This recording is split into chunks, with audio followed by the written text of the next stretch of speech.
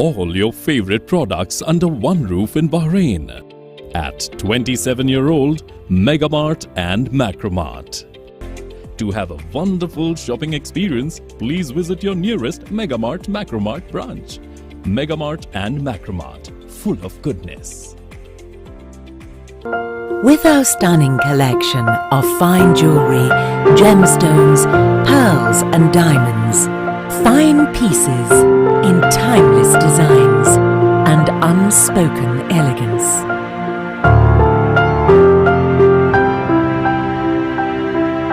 Al Siraj Jewelry, our story, our pride.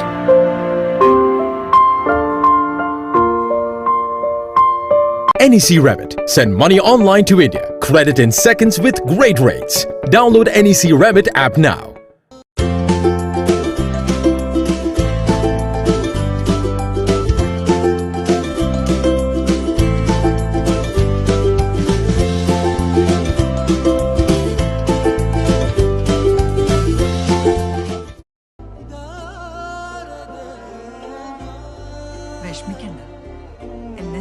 Lulu Mani, Snehapurvam. The exclusive franchisee of Cochin Kala Bhavan in Bahrain. With over a decade of existence in Bahrain, exclusive online regular classes have started for classical dances, music vocal, instrumental music, cinematic dance, Kathak, Zumba body fitness, karate and yoga, drawing, arts and craft, children's theatre. For more information, please call 3909 6845 3909 4806 3885 2397 or visit www.bahrainmediacity.com.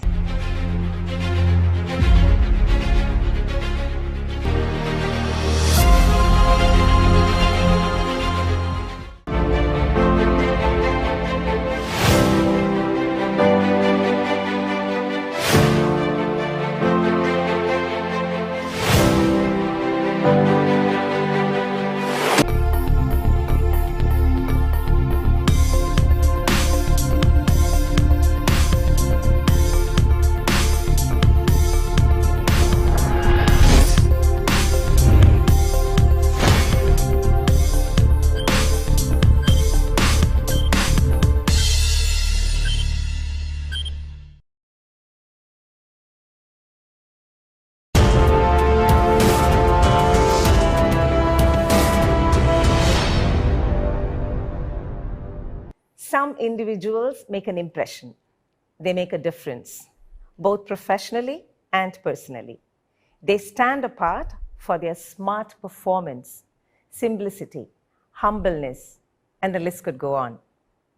One such person, a man to whom this beautiful island kingdom owes much to, is joining me on The Talk this evening from BMC Global Live. I'm immensely honored to be seated alongside none other than Dr. Abdul Hussain Mirza, the man who is paving the path forward for Bahrain's sustainable future. Dr. Mirza, good evening, Your Excellency. It's indeed an honor and pleasure to be seated. I'm grateful to you for hosting me. Actually, I thank you for that. Your Excellency, the person and the personality, Dr. Mirza, needs no introduction. But allow me to do the formality, and this time, for the first time, I'll have to read it from a list because I take it as an honor. The President of Bahrain's Sustainable Energy Authority, His Excellency, was Bahrain's former Minister of Electricity and Water Affairs, who held several other ministerial positions, including that of the Minister of State, Chairman of the Tender Board, Minister of Cabinet Affairs, and the Minister of Oil and Gas Affairs, subsequent to which he was appointed the Minister of Energy. A doctorate degree holder from the UK in Management of Change, His Excellency is the recipient of the Minister of the Year Award by Petroleum Economist in 2016. Dr. Mirza was chosen Man of the Year by the Asian Federation of Human Development in 2013, and he was awarded the Bahrain Medal by His Majesty King Hamad in 2011. He is a member of the Supreme Committee for the Natural Resources and Economic Security and that of Urban Planning, both chaired by Bahrain's Crown Prince and Prime Minister, His Royal Highness Prince Salman bin Hamad Al Khalifa. He is also member of Supreme Government IT and Communications Committee, Civil Defense Council, Ministerial Water Resources Council, Infrastructure and Services Committee, as well as board member of the Bahrain Center for Strategic, International and Energy Studies. Former member of the Board of Directors of the Economic Development Board, Dr. Mirza was also a member of the Shura Council. The first chairman of the Bahrain Government Tender Board, Dr. Mirza has authored 2 books and has many research papers to his credit on management. His Excellency was the chairman of Board of Directors of the National Oil and Gas Authority, Oil and Gas Holding Company, Tatweer Petroleum and Bahrain Petroleum Company, BAPCO. And allow me to once again welcome this personality to the studios and the viewers of BMC. Dr. Mirza, thank you, Your Excellency. Let me just go into my very first question this evening. We've heard a lot from you about your career. We know you have been a person who was with the people, both residents and citizens in the country. Tell us something about your childhood, which I couldn't find it anywhere, trust me. I was Googling, I was checking. So not many people know that. So I would want to start with that. Tell us something about your childhood, your upbringing. Well, I come from a large family. We are 7 brothers and 5 sisters.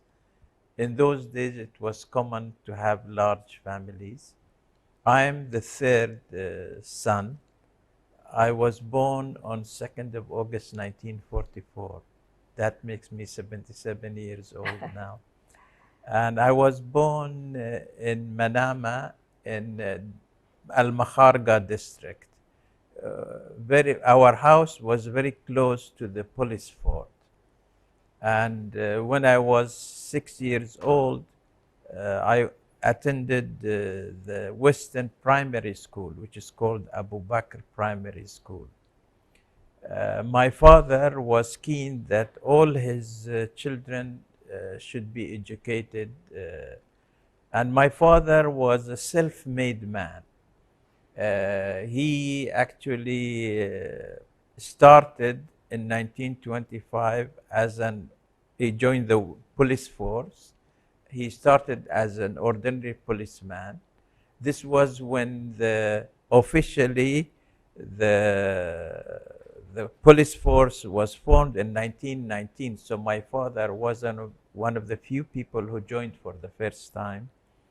Because of his hard work and his dedication and his courage, he climbed up the ladder of the police ranking until he became a brigadier.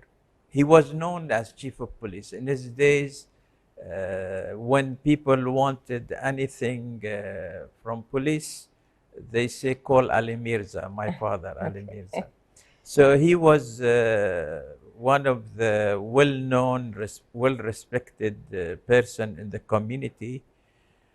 And he also was the confidant of the rulers of Bahrain. For example, he was the official escort of His Highness, the late Amir Sheikh Isa bin Salman. And before him, the late Sheikh Salman, the grandfather of the king. They trusted him with their security. And I remember when my father passed away, Sheikh Isa, late Sheikh Isa, came to the Matam personally with the Prime Minister, late Prime Minister Sheikh Khalifa. And he told us that his father, the ruler Sheikh Salman, he trusted my father with the most difficult cases. When nobody can solve it, he assigned it to my father. And really, he was admired by everybody. He's my role model, my father, because he was very close to the people and close to the Indian community, by the way. Many of the old Indian merchants and prominent people in the Indian community remember him. He used to go, every day to the market, go and meet with all the merchants, ask how things are. And he was known that when there is dispute between two parties, he try to make reconciliation between them rather than take them to the court first. If they don't, then of course, because he was also the Attorney General, he was representing the prosecutors in the court. So he taught all of us, his children, that we should be loyal to the leadership, to our country, the Kingdom of Bahrain, and we should be kind to the people. We should respect all the people, no matter what their nationality or origin. This he embedded in us, and that you will see myself and my brothers and my sisters, we are all the same. Yeah. So I went to the Abu Bakr Primary School. Abu Bakr Primary School is not very far from the Sacred Heart Catholic Church in Manama. It's very close. And after 6 years, then I went to the secondary school. There was only one secondary school in Bahrain at that time. This was in 1956. I went to the secondary school. And I was top of the class in the school because there were three streams the students could choose. One of them was scientific, one of them was literature, the third one was commercial. Because my friends wanted to go commercial, I went with them to the commercial. Those days there were no career guidance. So I was top of the class, I was number one. And when I graduated, I was looking because I was keen to study further. But the government at that time didn't give a scholarship for the commercial, they gave for the scientific and literature. So I was corresponding with many universities around the world to see who will give me scholarship or accept me. And I asked my father being a disciplinary man, because I was very young. I was one of the youngest who graduated from the secondary school. I was 14 years old. And I had never traveled on my own. So my father wanted me first to work 1 year to learn discipline and save some money, because we were not rich. We were not a well-to-do family. So I worked in the law courts. I was 14, 15 years old as clerk of the court for 1 year. And during that year, of course, I was at the same time studying in the evening in the British Council to get GCEs, which was a well-known British qualification, both O-level and A-level. And at the same time, I was writing to the universities all over the world. Of course, in the law courts, I remember, because my father was the attorney or representing the prosecution, there was a murder case. And my father was the attorney, and I was the clerk. And the British, actually, Sir Charles Belgrave used to attend, and there was a British judicial advisor, Sir David Humphreys. He used to attend as well. So I was translating, because I studied in the British Council. My English was very good. So I was translating for them. But in that trial, the person, he realized that I'm the son of the attorney. So he told my father that you watch your son. Okay. So that was direct threat. And I remember then, I think they imprisoned him for 15 years or something. When he came out, he came to apologize to my father. I think he learned his lesson. So after the 1 year in the law course, I got a scholarship from Punjab University in Lahore. Okay. And because the cost of living was not very high and it was English, so I went to Punjab University, Lahore. Punjab University was built in the days of the British colonial time. So it is like Cambridge and Oxford in structure, beautiful structure. And when I went there, I stayed in a hostel called Government College Hostel. And the famous poet Muhammad Iqbal had stayed there in the same hostel. But the hostel life was very difficult because the room was very small. The bed was made of ropes. And the bathroom was half an hour away. It was a different thing for a young man to go there. But I also managed there to be the top of the class and made many friends.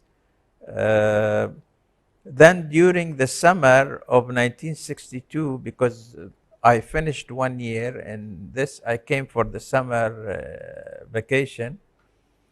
I joined BAPCO to save some money to become teacher, a part-time teacher, to teach the elderly English and mathematics. And the principal of the apprenticeship scheme in BAPCO, his name was Vivian McKnight.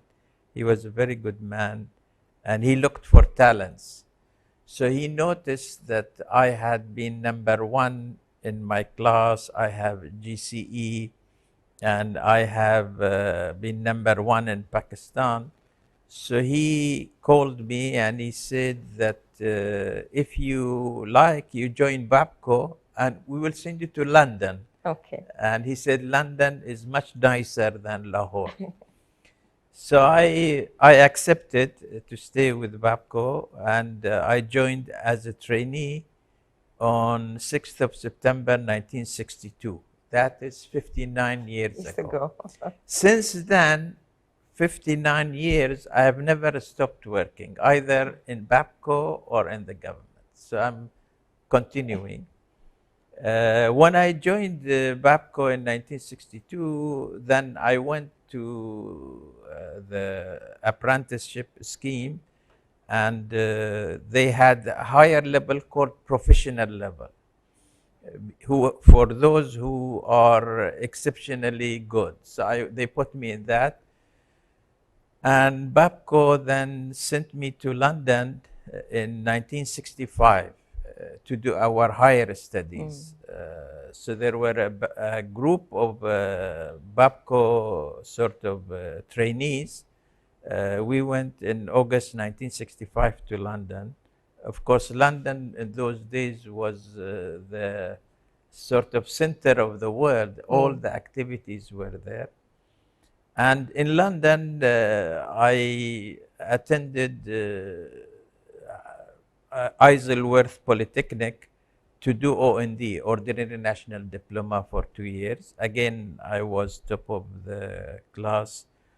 So then I went to Hendon College of Technology for another 4 years to do chartered accountancy, because there were not many chartered accountants, qualified chartered British qualification.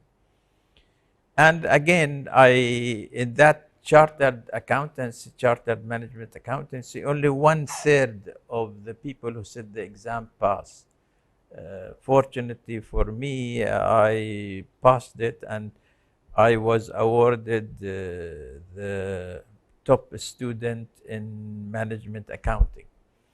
So we came back in 1971. London was beautiful days, the days of the Beatles, the 60s, Yes.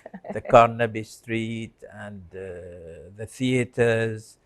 It was really an eye-opening for us as students who are visiting London at that time. So when I came back, I joined the finance and legal division of BAPCO as a trainee. And I climbed the ladder. So I was group head, then supervisor, then superintendent, then assistant manager, then assistant general manager, then general manager, then deputy chief executive, until I became chief executive. 40 years. During these 40 years, of course, BAPCO is like a university. All those who were trained by BAPCO and worked in BAPCO learned discipline, learned respect for time, learned, they were professionals. You have to be professionals. And by the way, in my training, there were lots of Indians from Kerala who trained me. That's why I have tremendous respect for the Keralites, because they were very kind to me.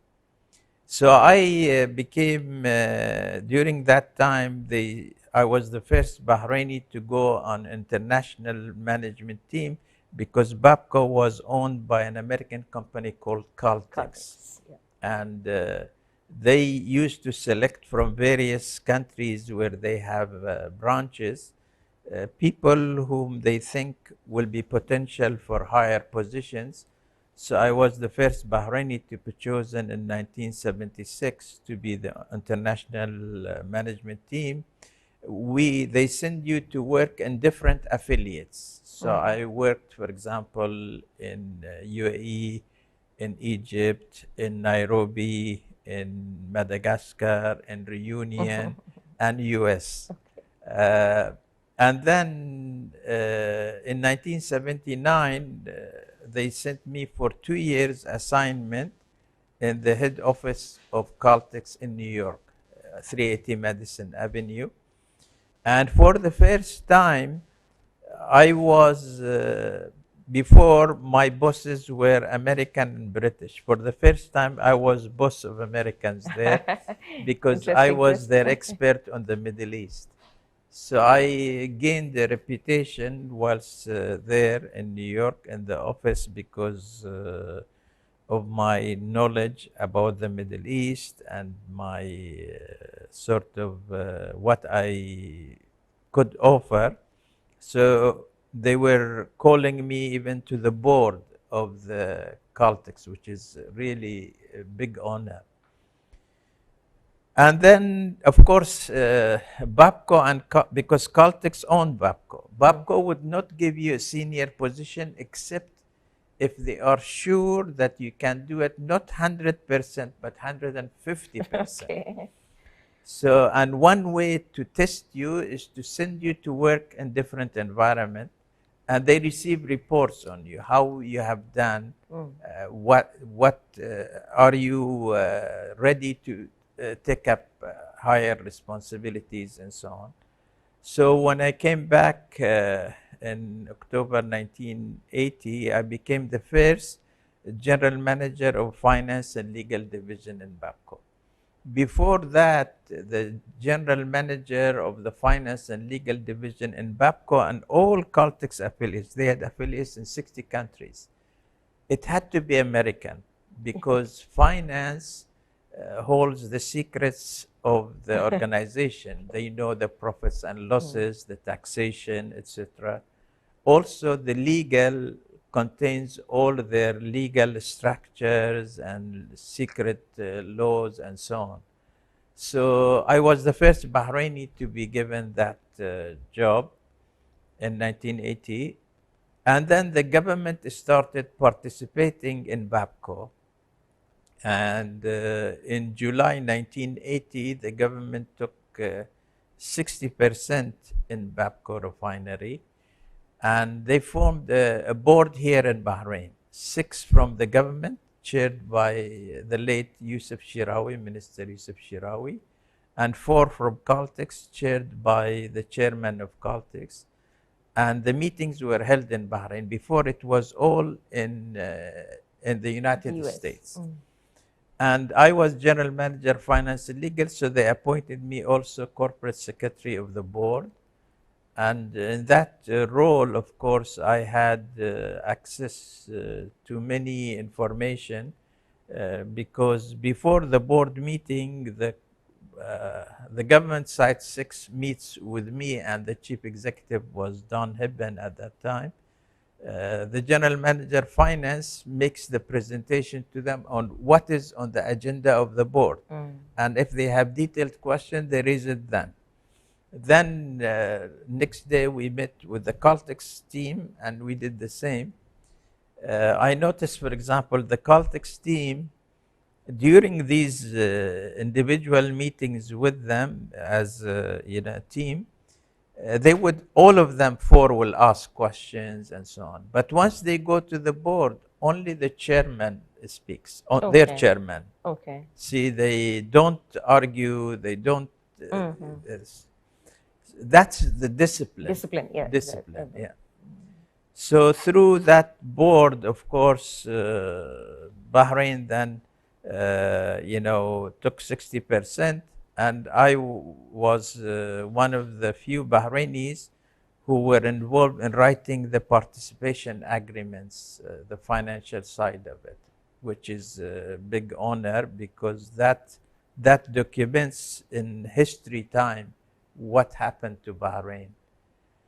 And of course, I also, during this time when I was in Babco,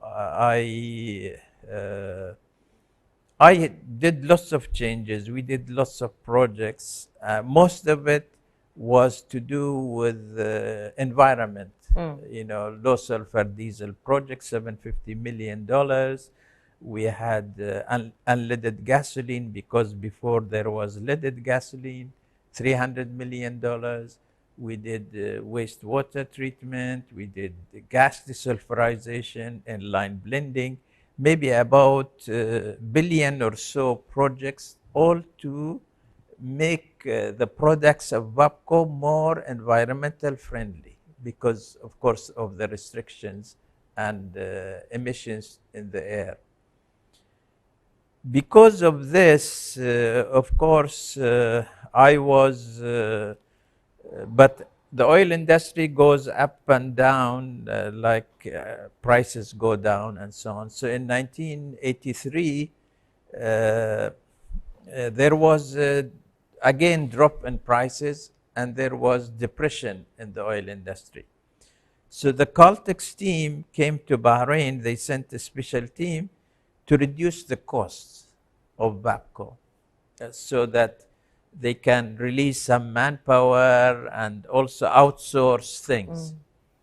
So I was chosen by the team and Babco and Caltex to become, in addition to my job as General Manager Finance and Legal, to be General Manager Services. For example, Babco, Awali, Babco had its own school. My children studied there. So we outsourced that to St. Christopher. Okay. We had our own transport fleet. We had 600 cars and trailers and, fuelers and so on. We outsourced all that. Awali Hospital also, we were hoping to make it private, but the boards felt this should stay. So lots of things we did. We reduced the cost of the company. And because of this success, then in 1998, they made me Deputy Chief Executive, the first Bahraini Deputy Chief Executive in Babco. And during that time, there was a Chief Executive who was from South Africa. But he used to travel a lot. So I used to be acting chief executive maybe more than 200 times. So people were looking for me as chief executive. So I was, because of 40 years, I knew everybody. I was very comfortable. We had done improvements. I was very happy with my life. And in November 2002, I received a call. I was working in the refinery in my office from the office of His Highness the Prime Minister, the late Sheikh Khalifa. And he said, the Prime Minister wants to see you. Before that, by the way, in 2000, His Majesty appointed me in the Shura Council. There was no elected house at that time. At that time, There only was the Shura. only Shura. And it was very, very influential. So when the protocol from His Highness called me in the refinery, he said, the Prime Minister wants to see you. So I said, when? He said, now. So I said, I'm in the refinery. He said, no, now. I said, it takes at least half an hour. So he said, please hurry up because he's waiting for you. So I took a driver and went fast to the government house. And there was another minister, in this waiting room before me.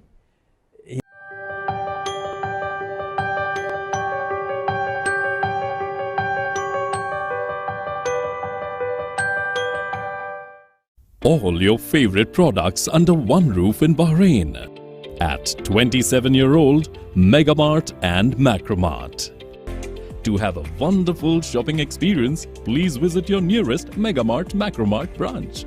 Megamart and Macromart, full of goodness. With our stunning collection of fine jewelry, gemstones, pearls and diamonds, fine pieces in timeless designs and unspoken elegance.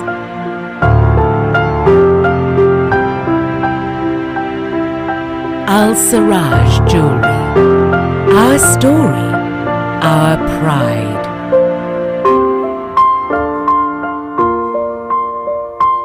NEC Remit. Send money online to India. Credit in seconds with great rates. Download NEC Remit app now.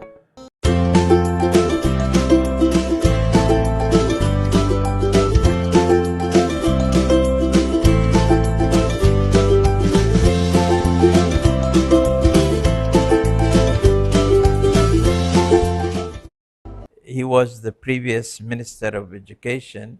I think this was the time because the Prime Minister used to meet each minister one-to-one in those days. Okay. So he was before me, so he went and it didn't take long and he came out and apparently they told him he will no longer be a minister and thanked him. So he was not very pleased. So my turn came, and that was the first time I sat one-to-one with the Prime Minister, the late Sheikh Khalifa. He was a jewel, actually. He was very kind to me and said, we have seen you, you are very capable, competencies, and so on. So we want you to join us in the cabinet.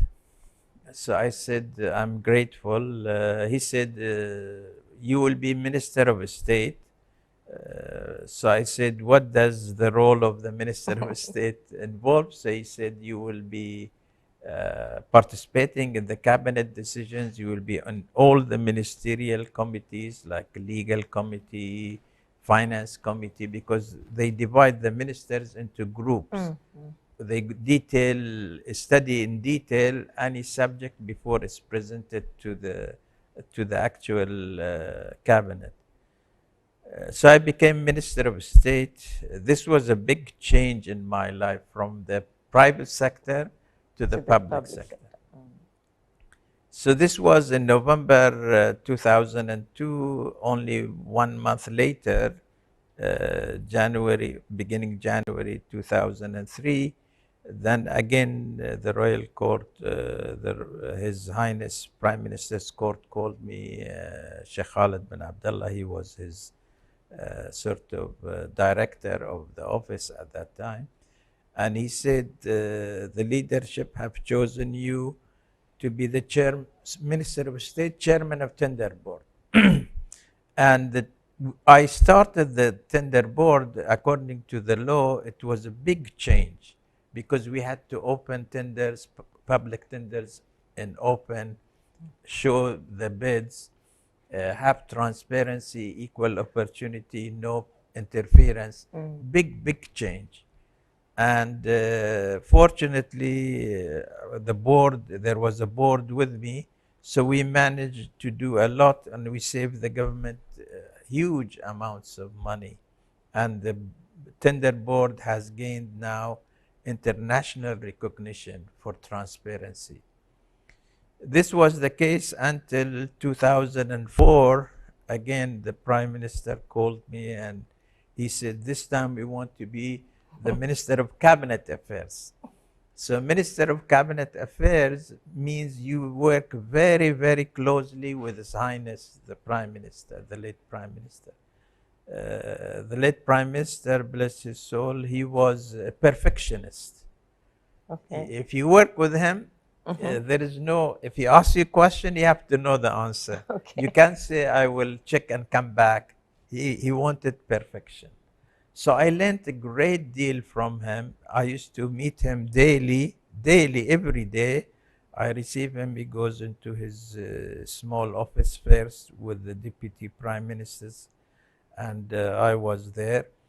And he discusses what's happening in Bahrain and this, and then he receives visitors, and I was with him. And I worked with him for about a year, and then the royal court called me and they said, His Majesty wants to see you. This was in June 2005. So I went to the palace, and again I met His Majesty one-to-one, and he said that he has great admiration for me. I've done great job in Babco, and they are very pleased with the tender board and the cabinet affairs, etc. He said, I want to discover new oil, His Majesty said, Okay. because we are surrounded by oil, countries who have oil. We only had the first discovery in 1932. Since then, there were no new discoveries. So he said, how we can rejuvenate the oil sector, oil and gas sector. So he said, you give me some ideas because of your expertise and competence, etc. And he said, write it in your handwriting, don't tell anybody. So I suggested to His Majesty that we should convert the ministry into an authority with a board. Instead of a minister taking decisions and the bureaucracy, there is a board with the minister, of course, chairman, but it's technocrats. It's not political appointments. So, and we called it National Oil and Gas Authority, which is NOGA. And under it, I suggested there should be NOGA Holding Company. It's a company which owns the shares of the various oil companies in Bahrain, Babco, Banagas, GPIC, and so on. And I went to see His Majesty and showed him this, and he asked questions. He was very pleased. He said, this is what I'm looking for, so leave it with me. And then a few weeks later, a royal decree draft was sent to the cabinet because I'm the Minister of Cabinet Affairs. It comes to me first. I have to vet it before it goes to His Highness, the Prime Minister, and goes on the agenda. So they wanted to establish NOGA. And I didn't realize at that time that they had in mind that I should be the Minister of Oil and Chairman of NOGA. But that's what they agreed. So in September 2005, I became Minister of Oil and Gas, and chairman of NOGA. And His Majesty said, now you recommend the board, the names of the board, because you said you want technocrats. So I chose the chief executive of BAPCO, chief executive of GPIC, ALBA, Caltex, Banagas, and I added with them the governor of the monetary agency, Rashid al-Mi'raj. So I wrote these names, I took them to His Majesty, and he said, consider it done. So the board was formed.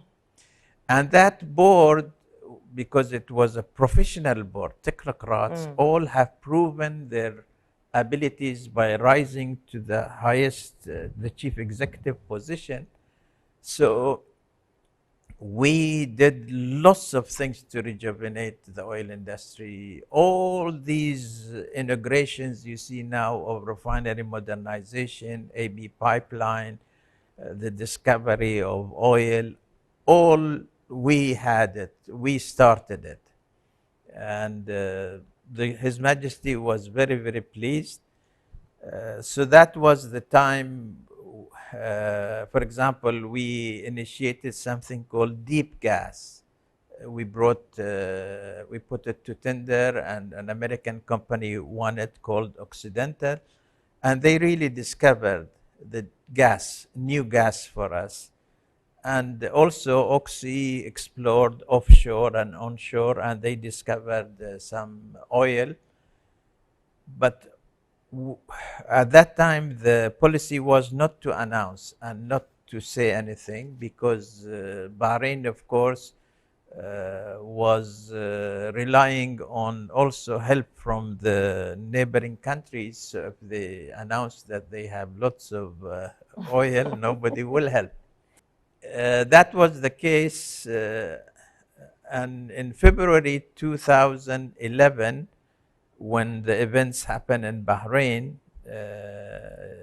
you know, the Pearl roundabout and all that, in February 26th, His Majesty, actually February 14th, 2011, His Majesty gave me the Medal of Bahrain. And at night there was demonstration, and 2 people died in the demonstration. So it started the flaring of the riots and the disturbances. So on 26th of February 2011, His Majesty added to me electricity and water. To oil and gas, I had electricity. He called me Minister of Energy. So that was, of course, a tough job, because you have 2 of the most critical sectors. Yeah. Because without, if the refinery stops or if the production stops, because Bahrain revenue, about 80% of it was from oil. And if the refinery stops, there will be no gasoline, no kerosene for the jets and so on. And also, if the gas is not provided to the electricity power stations, it would not work. So we had a tough job to make sure everything goes, everything, you know, goes on despite all these. So that, alhamdulillah, we did well. And then later, they took oil and gas. This was in 2012. They took the oil and gas, they put it with the Ministry of Finance for 1.5 years. And then in December, His Highness, the Prime Minister, said he has discussed with His Majesty. He wants us to assume again Minister of Energy. Because they said you have done a lot and things have not moved, so we want this to move. So I became Minister of Energy again. And every time, of course, there is a change in your portfolio, you go and do the oath in front of His Majesty. So His Majesty, because I used to see him almost once every 2 days, when I was Minister of Oil, and he saw me so many times come for the oath. He said, "You know it by heart now." So then again, in June 2016, they separated, they made Ministry of Oil, and Sheikh Mohammed, who was working for me, became Minister of Oil, and I was Minister of Electricity and Water. Of course, during this period, I introduced the idea of clean energy, which was new. And my colleague ministers used to joke that they called me the solar man because it was new. I did first project in May 2012, 5 megawatt of solar in Awali. So all the car parks are solar panels and on the light poles.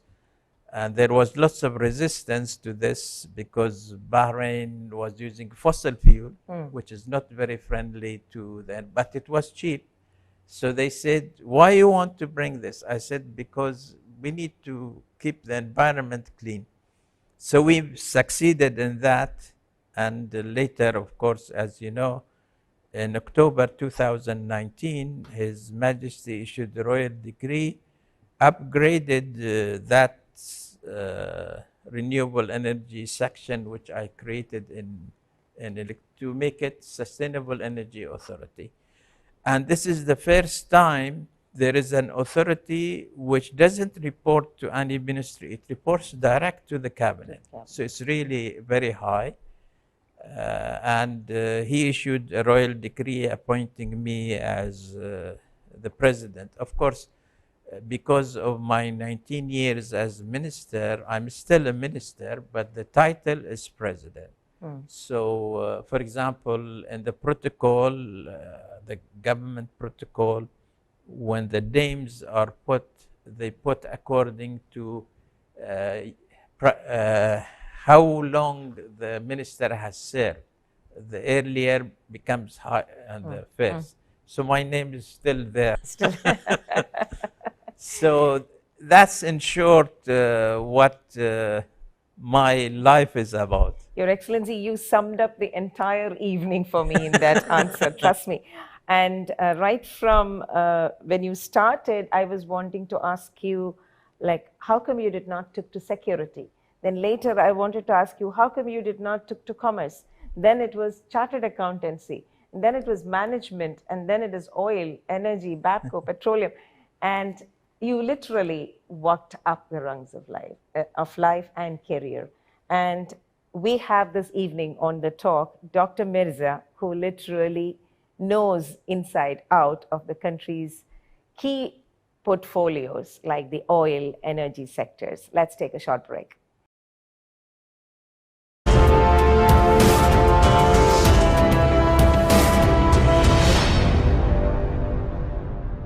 NEC Remit. Send money online to India. Credit in seconds with great rates. Download NEC Remit app now.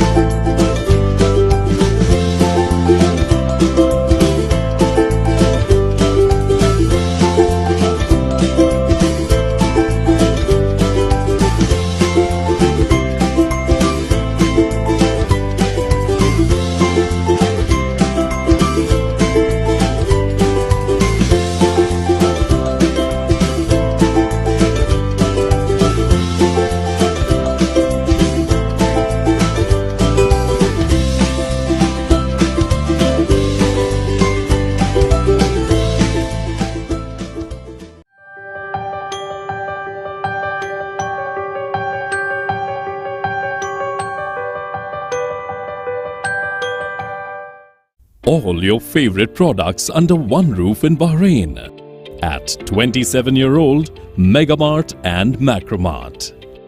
Bakery,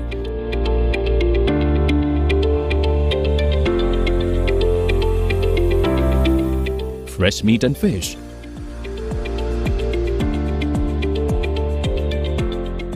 fruits and vegetables.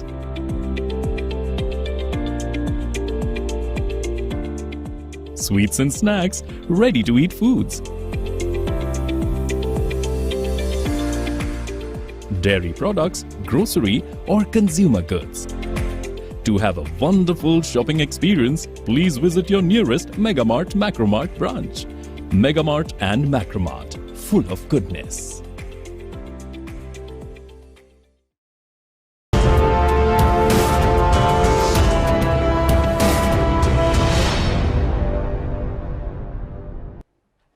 Welcome back to the episode, The Talk, an Evening with a Celebrity. And this evening, we have Dr. Mirza, the President of Sustainable Energy Authority, joining me from the BMC studios.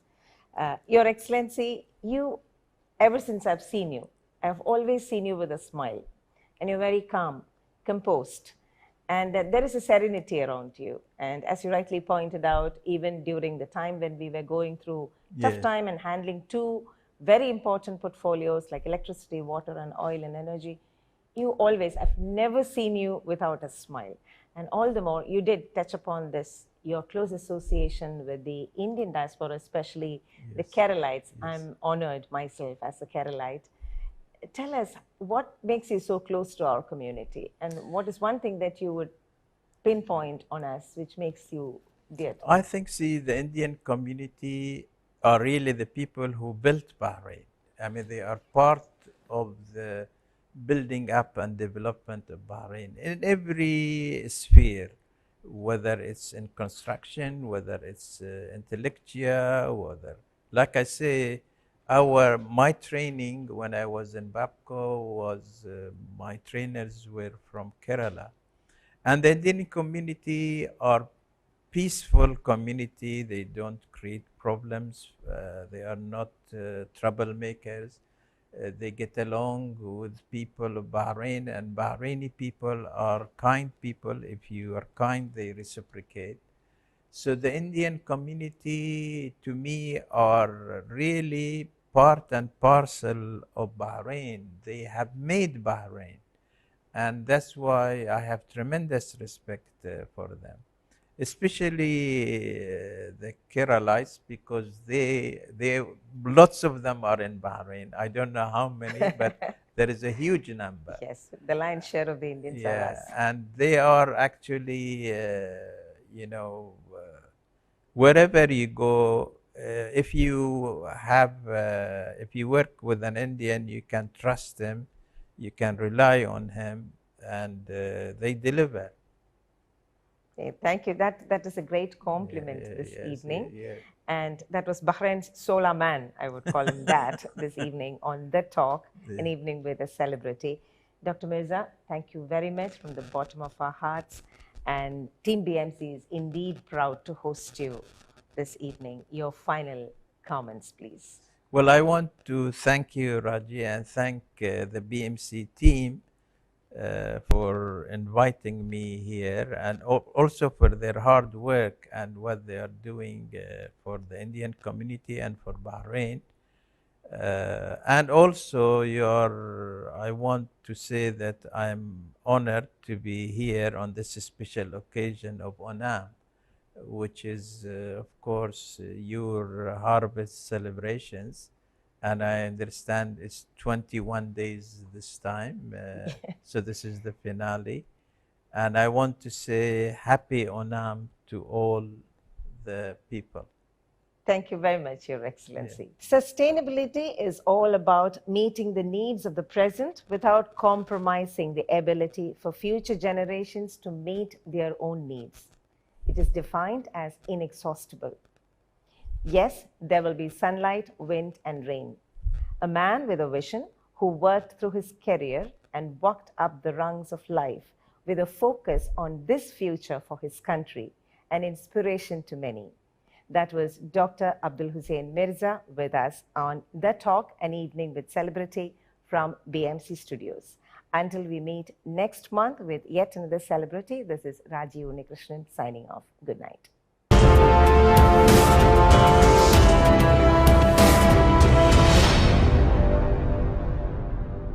may I now invite Mr. Francis Kaidaratha, the chairman of BMC, along with Praveen Krishna, the media head, to hand over the memento to Dr. Mirza.